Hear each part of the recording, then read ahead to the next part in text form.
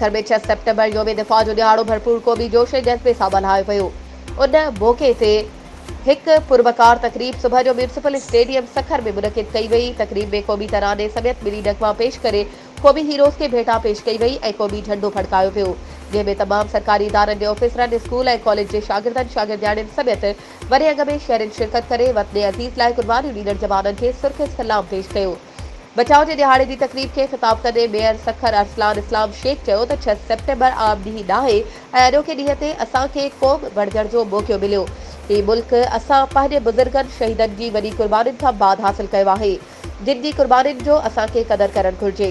Additional deputy commissioner Sukkur Liaquat Ali Kalhoro चयो त पाकिस्तान जी मज़बूत हिफ़ाज़त लाइ क़ौम जे हर तबिके जे माण्हुनि खे पंहिंजो किरदार सां गॾु पंहिंजी तरबियत खे बहितर खां बहितर करणो आहे त जीअं अददी घड़ाई रखंदड़ को बि दुश्मन वतन अज़ीज़ तरफ़ ॿेरी अख सां न ॾिसे।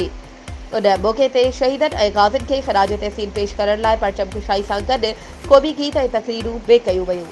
वधीक ख़बरुनि ऐं अपडेट्स जे लाइ असांजे चैनल खे सब्सक्राइब कयो ऐं हा, बेल आइकन खे प्रेस करणु न विसारिजो त जीअं असांजी हर नई अचण वारी वीडियो तव्हां ताईं पहुची